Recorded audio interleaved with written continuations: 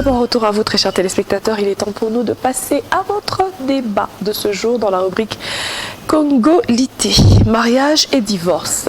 Qui a le pouvoir de les prononcer? Nous allons avoir des éléments de réponse justement lors de ce débat et nous invitons Monsieur Antien Koulou qui nous rejoint sur ce plateau en sa qualité d'entrepreneur et d'observateur de la société également. Bon matin, bon matin. Vous êtes le bienvenu et bon retour sur ce plateau. Bon retour chez vous. Merci beaucoup. Je vous en prie. Comment allez-vous ce matin? Je vais très bien, Oui. super forme. Très bien. Merci. Alors, avant tout, dites-moi ce que vous pensez de cette phrase. Plusieurs ne comprennent pas les notions du mariage et du divorce. Oui, parce que c'est une notion qui, en fait, qui est abordée par plusieurs domaines. Okay. Il y a l'État, il y a la coutume, il y a la religion. Et par rapport à ceux qui sont censés comprendre ces notions, il y a cette confusion-là. Des fois, les trois domaines, il y en a plus. Moi, j'ai cité l'État, la coutume, la religion. Des fois, ils se contredisent, c'est différent, ils s'opposent. Alors, nous qui recevons cette notion de ces trois domaines, dans notre tête, des fois, ça peut s'avérer comme si c'est une confusion. Et c'est tout à fait normal. D'accord. Il faut surtout avoir des précisions pour ne pas être exposé à... Alors, quelle est la partie prenante qui pèse le plus, justement, on va d'abord parler de mariage. Oui. Lorsqu'on parle de mariage, certains vous diront, dans la compréhension générale, que le mariage commence dans la famille, deux familles se mettent ensemble, l'État vient tout simplement confirmer, parce que lorsqu'il y a une célébration de mariage civil, on pose la question de savoir si la famille de la femme a reçu la dot de la famille de l'homme. Et après, les mariés se rendent à l'église, ou le couple se rend à l'église, où là-bas aussi on leur dit que tant que vous n'êtes pas passé par ici, votre mariage n'est pas béni, votre mariage n'est pas, on va dire, spirituellement légal. Parlons justement du mécanisme du mariage. Qui vraiment a le pouvoir de prononcer un homme et une femme étant mariés? Vous devez savoir que le mariage dans la société humaine est plus vieux que l'humanité. Pas plus vieux, a le même âge que l'humanité, a le même âge que l'apparition de l'homme. Okay. Ça n'a pas commencé avec l'écriture. L'homme a compris l'importance, l'homme a su qu'il doit se marier avant qu'on vienne lui apprendre ça par l'écriture. Bien que l'État a organisé ça, mais l'homme savait déjà qu'il devait se marier dans la société pour perpétuer son espèce. L'État, à travers les droits positifs, n'a fait que consacrer les mariages. Il n'a pas créé la notion de mariage, il est allé vers les hommes pour leur apprendre, vous devez vous marier. Il a trouvé que l'homme s'est marié déjà.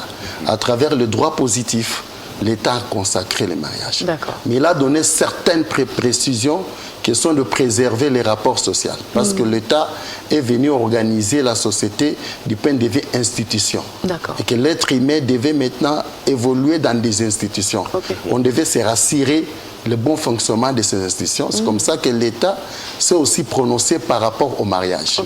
Parce qu'il y a des conflits aussi qui peuvent se présenter dans la société quand il s'agit de divorces, de partage de biens et tout ça. Ces conflits-là peuvent perturber l'ordre public. L'État, en ça, il s'est quand même prononcé par rapport à ça. Mais du moins, le mariage à lui-même tire son essence dans la famille. L'État reconnaît ça, la religion reconnaît ça et la coutume reconnaît ça.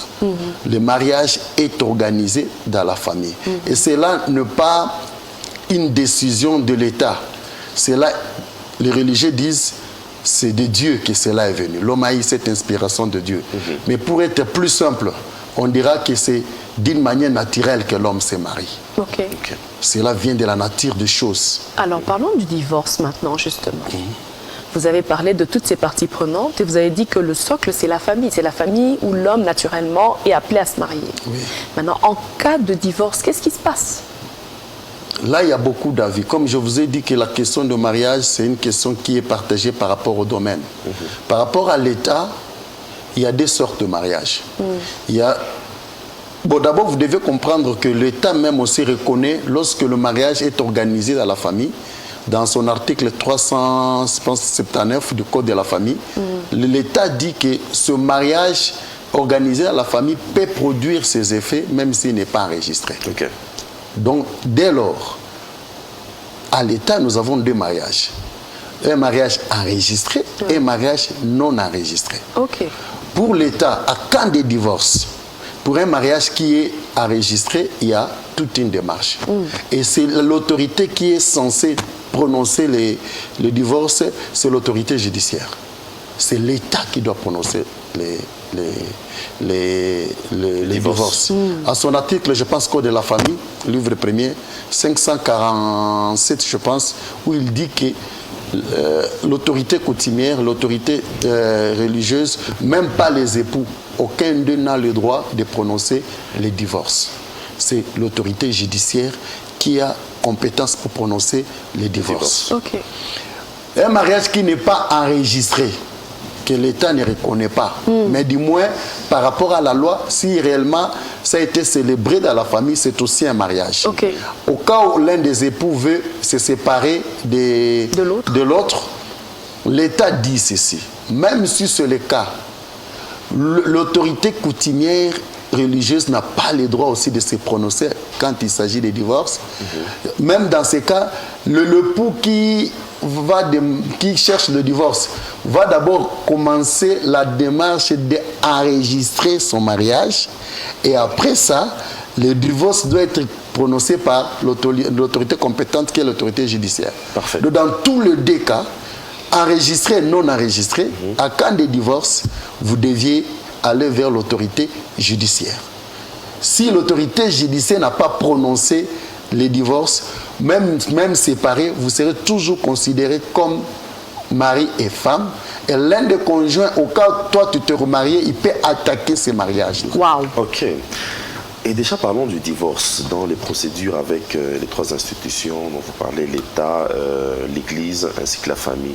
Comment doit être la procédure? Qui est-ce qu'on voit en premier en cas de divorce? Serait-ce l'État directement ou encore au niveau de la famille lorsqu'on va avoir un divorce? L'Église, ça c'est déjà entre guillemets, je suppose. Pour l'État, c'est l'époux lésé qui doit aller déposer sa plainte ou sa demande au divorce. Mais pour la Bible, la Bible, le divorce, comme l'État, nous comprenons le divorce comme une séparation. Mais le divorce, ce n'est pas forcément une séparation. Le divorce, c'est un renvoi.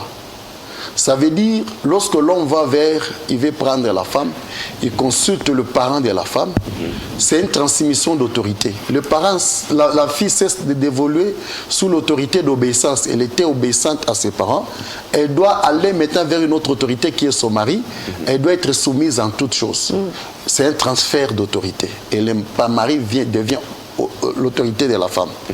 En cas de désaccord, c'est l'homme qui doit renvoyer la femme en lui remettant la lettre de divorce qui était autrement appelée la lettre de renvoi.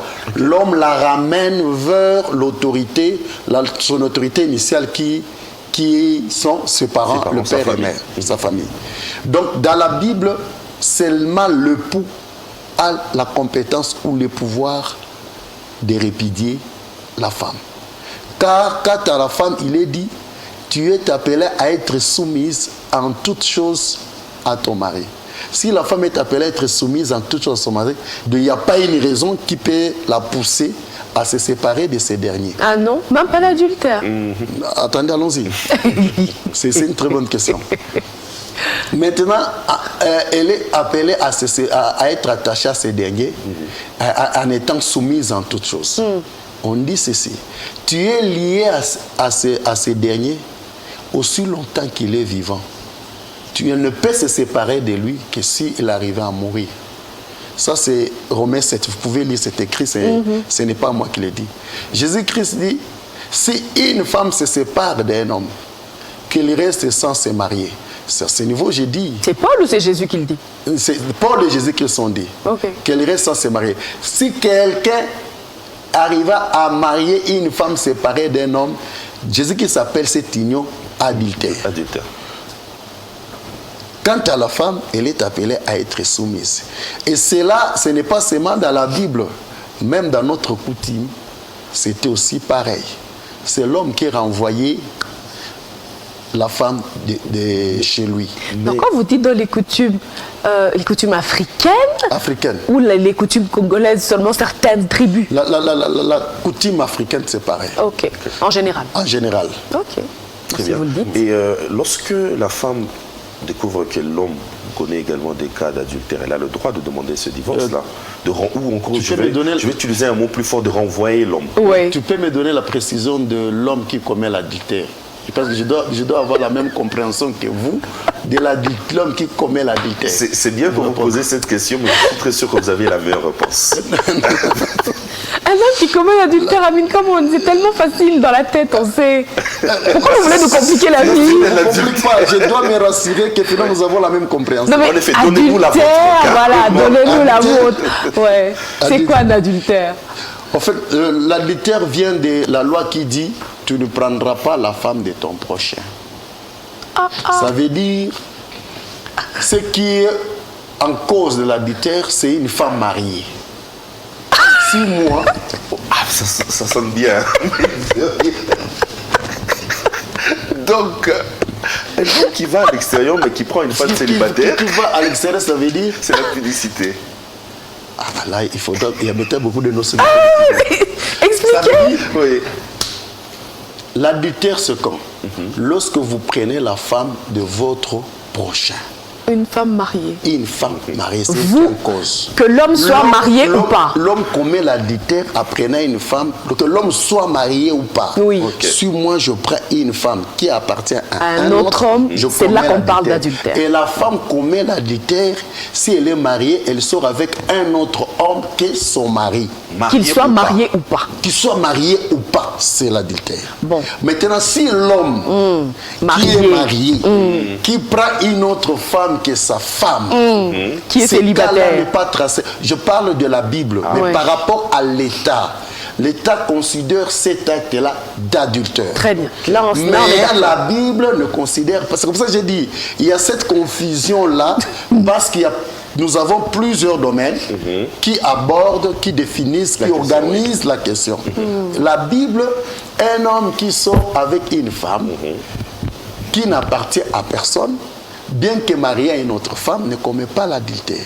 Ceci, ça sera le cas. Sinon, tous les serviteurs de Dieu qui ont eu plus d'une seule femme, dans ce genre de cas, seraient des adultères. Donc ça veut dire, David... Je peux vous illustrer par un exemple. David avec la femme de Iri, Oui. Bethséba. David va voir la femme d'Iri et puis il l'apprécie, il sort avec elle. Dieu va envoyer son prophète Nathan pour condamner David parce que l'acte a été qualifié d'adultère. D'adultère, oui. Et par conséquent, même l'enfant qui est ici d'une telle relation, l'enfant est mort. Et puis David a organisé, pour cacher son péché, il a occasionné la mort d'Iri. La mort d'Iri étant mort, la femme là, elle est détachée de sa loi. Elle peut maintenant se remarier sans être appelée adultère. Mais problème, c'est le même David qui a fait l'objet d'adultère, qui va la prendre cette fois-ci pour femme. Bon, Et son ouais. péché étant pardonné. Non, le péché était pardonné, mais cette fois-ci, la prendre pour femme, ce n'était plus objet du péché. Et la Bible dit, David connut sa femme. Cette fois-ci, le langage change. Pas la femme d'Iri, on dit, David connut sa femme Bethséba. Et de là est sorti son héritier Salomon. Ça, c'est le même acte. Puisque la femme était mariée à un autre homme, l'acte était qualifié adultère. L'homme mort, la femme devient libre. David ayant déjà au moins plus de 500 femmes, déjà. Mais il prend Bethséba, la Bible dit, David connut sa femme Bethséba. Mais ça aussi, aussi. Lorsqu'on parle de l'adultère par rapport à la Bible, c'est lorsqu'on dit, c'est l'homme qui renvoie la femme. Et la Bible ne permet pas à l'homme d'envoyer la femme pour n'importe quelle raison. Ok. Ils ont dit pour cause d'adultère. C'est l'homme qui renvoie la femme, ce n'est pas la femme qui renvoie l'homme. Bon. Donc la femme ne doit même pas partir. Même elle est appelée dans le principe de soumission totale. Ce n'est pas moi qui l'ai dit, j'espère que vous lisez la Bible. On dit, elle est appelée à être soumise en toutes choses. Si on peut me donner en toutes choses, il y a quoi qui n'est pas inclus dans toutes choses? Quelle est l'exception dans toutes? Dans toutes choses. Mais, monsieur Entier, C'est un revenons. dans toutes choses, c'est absolu. Oui, d'accord, mais revenons d'abord. Vous avez dit, selon la Bible, la cause d'adultère, vous l'avez bien définie, mais selon l'État.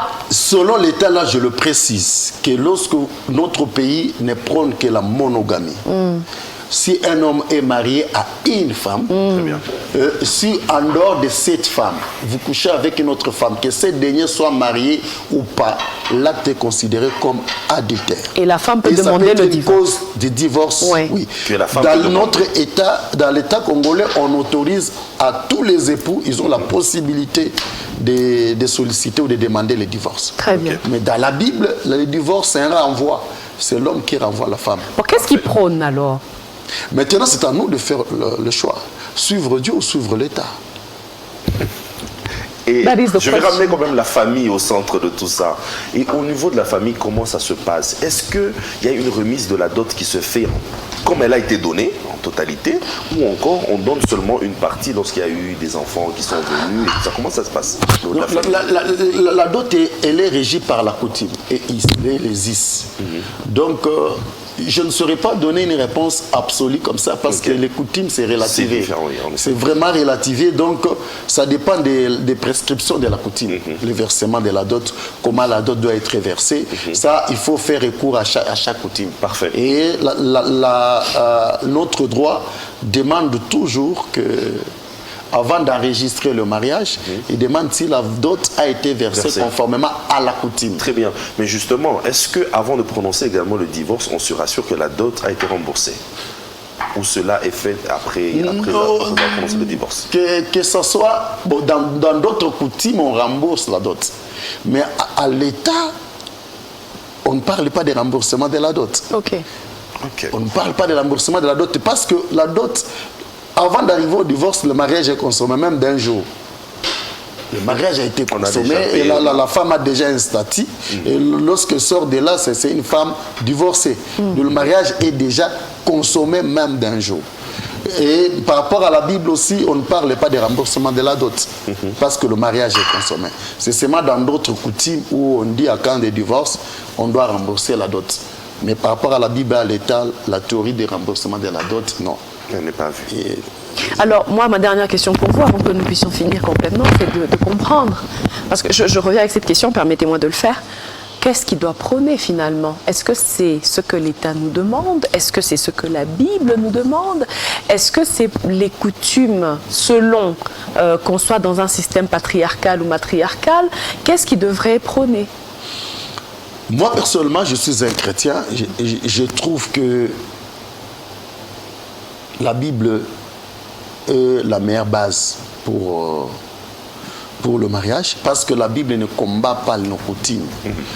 Lorsque vous voyez Jacob qui se marie, lorsqu'il lui envisageait marier Rachel, Laban lui donne Léa, et lorsqu'il réalise que ce n'est pas la femme qu'il souhaitait épouser, il dit: j'aimerais avoir Rachel. Laban, dans la Bible, dit à Jacob: dans notre coutume, on ne marie pas la cadette avant l'aîné. Ce qui veut dire, même dans la Bible, le mariage se faisait conformément à la coutume. Et si vous arrivez ici à 1 Corinthiens, je pense 1 Corinthiens 7, où l'apôtre Paul dit que si le père trouve que c'est honteux d'avoir la femme dépassant l'âge nubile, qu'il la marie. Ça veut dire, même Paul reconnaît que c'est la famille, c'est le père qui organisait les mariages. Et moi, pour moi, je trouve que la Bible ne contredisant pas notre coutume. Nous devons nous marier conformément aux recommandations de la Bible. Parce que le mariage, c'est une émanation de la loi. Il n'existe pas quelqu'un qui peut dire: je marie cette femme-là par la grâce. Ça veut dire, je viens, je n'ai pas besoin de donner la dot. Je dis, Dieu, Jésus-Christ nous a sauvés, je récupère la femme, j'en fais ce que je veux. Non, il y a toujours une démarche que vous devez respecter. Ça veut dire, c'est la loi. Et comme le mariage, c'est quelque chose qui est conditionné sous la loi, et l'apôtre Paul dit que la loi est spirituelle. Et si vous ne le faites pas conformément à la loi, il y a des conséquences. C'est comme ça que vous voyez, vous vous mariez, vous avez des problèmes de stérilité, vous mettez au monde des enfants impossibles, vous n'arrivez pas à vivre avec la femme. Il faut vous poser la question comment vous avez accédé à ces mariages. C'est un domaine de la loi, il faut y accéder en respectant le principe et la loi qui régit ces domaines. Et le meilleur principe que je peux conseiller aux gens, c'est le principe recommandé par la Bible. Parfait. Alors, mesdames et messieurs, ça a été un zap très intéressant qui s'est passé en dehors des frontières, mais là, il est temps pour nous de lire les commentaires. C'est parti. Alors, bonjour, bon matin. Le juge va prononcer soit une ordonnance de non-conciliation, soit de conciliation, selon que les époux ont fini par se réconcilier ou pas. Et en cas de non-conciliation, le juge fixera des mesures provisoires en attente du prononcé du divorce final. En tout cas, ça c'est très bien dit en juriste, on sent que c'est un juriste. Bonjour ma grande famille, salut Madame Alice, Excellence Kaby, influenceur de la nouvelle génération en habillement. Jean Spirado, bonjour, on sait que c'est toi. Jean Spirado. Le sujet d'aujourd'hui, c'est un couteau à double tranchant. La question que je suis en train de me poser, où est-ce que vous sortez ce genre de sujet sur MTV, Madame Alice? J'aimerais vraiment intervenir au sujet du jour, mais hélas, je préfère me taire parce que je suis à côté de ma belle famille. Ah ça, intérêt, t'as intérêt. Je ne veux pas que même le nouveau ministre de la Justice, Excellence Constant Moutamba, puisse me poursuivre. Oh, Jean Spirado. Merci, merci pour ce commentaire. Merci beaucoup. Bon matin à vous. Pour ma part, je pense que la cause première du divorce, c'est le mariage. Oh là là, pas de mariage, pas de divorce. Ah. C'est bien de répondre à une question qui n'a pas été posée. C'est bien pour attraper tes enfants. Pas de mariage, pas de divorce. Toujours, il y en a pas un pour attraper l'autre. Merci pour ce commentaire. Franchement, il n'y en a vraiment pas un pour attraper l'autre. C'est vraiment... Non mais attendez, à un moment donné... Mais merci, merci vraiment. En tout cas pour vos interventions et vos commentaires, ça fait plaisir. Il est temps pour nous de finir cette émission en allant en cuisine. Notre hospitalité nous demande de vous demander de nous accompagner en cuisine. Merci. Venez avec nous. Il n'y a pas, je pensais qu'il pouvait y avoir des derniers mots. Oui, on va le faire là-bas. On peut le faire en cuisine. Voilà, on va le faire là-bas. Alors en somme, justement, est-ce que vous pouvez nous donner un dernier mot par rapport à toute la discussion que nous avons eue et au regard même des commentaires des téléspectateurs? En fait, j'aimerais que le moment concluant, ce soit un conseil. Très bien. Okay. Moi, je trouve que notre coutume n'est pas contradictoire à la Bible. Oui. Ça va dans le sens de la Bible. La femme doit connaître qu'elle est appelée en tant que femme à être soumise à toutes choses à son mari. Très bien. Et le mari est appelé à aimer sa femme. Voilà. Lorsque vous vous mariez, le divorce, c'est une exception. Ce sont dans des cas rares. Et dans les divorces, ce n'est que l'homme, par rapport à la Bible, comme autorité qui peut déclencher cela. La femme, toi, tu es appelée à être soumise en toutes choses. Dans même si on ne l'aime plus. Oui. Si j'étais infamée dans la main. Oui. Vous êtes appelé en toutes choses. Même cette exception est en toutes choses. C'est en toutes choses. Donc, vous deviez savoir que dans notre coutume, il n'est jamais dit partout en Afrique que la femme peut se permettre à se séparer avec l'homme qu'elle a honoré dans sa famille. Elle est appelée à être soumise. Magnifique. Donc, l'important de cette émission, c'est que les familles qui sont à ce point-là, prenez ça comme un conseil. Peut-être une pierre pour résoudre le souci et les problèmes qui caractérisent actuellement dans vos foyers. Voilà. Très bon conseil pour conclure. Alors j'ai l'honneur de vous servir et de vous demander de goûter, de déguster la recette d'aujourd'hui, chef Racheté. Vous l'avez appelé un nid d'oiseau. Voilà, avec tomate des pommes de terre. Pommes de terre en chemise. Voilà. Qu'on a enfourné. Très bien. Moi, c'est en mangeant, en dégustant que je saurai ce que je mange. Très bien. Nid d'oiseau, parce que moi, je ne vois pas un oiseau ici. Non. En fait, ça ressemble à un nid d'oiseau. Alors, pendant qu'il déguste, justement, nous, on va souhaiter un joyeux anniversaire à ceux qui en fêtent aujourd'hui. En attendant d'avoir le verdict, Divin Kalombo, joyeux anniversaire à vous. Joyeux anniversaire à vous, Divin. Il y a aussi Jeanne Moulila qui fête son anniversaire Et puis birthday aujourd'hui. à vous, Madame Jeanne Moulila. Mardoché Moukouna. Merci, Mardoché Oh, Moukouna. Poto, Et puis joyeux birthday anniversaire à toi. Mardoché, beaucoup de bonheur. Le pasteur Eli Kabangué, Kabangué. joyeux anniversaire à vous. Et Tabitha Kalala, joyeux anniversaire. Madame Kalala, joyeux anniversaire. Timothée Kalinga, joyeux anniversaire aussi. Et ben voilà, on en a eu tout plein des anniversaires aujourd'hui. Beaucoup de bonheur à vous, beaucoup de mapamboli et surtout que ce nouvel âge vous apporte plus de choses que ce que vous avez eu, en tout cas jusqu'ici. Voilà. Alors, verdict, est-ce que c'est bon? Très bon. Ouais. Très bon. Ben voilà, Ces mérites vont chef racheter. très bien. Merci et félicitations pour le travail. Cette émission est complètement terminée. On se dit à demain pour finir la semaine en beauté. Bon appétit chez vous.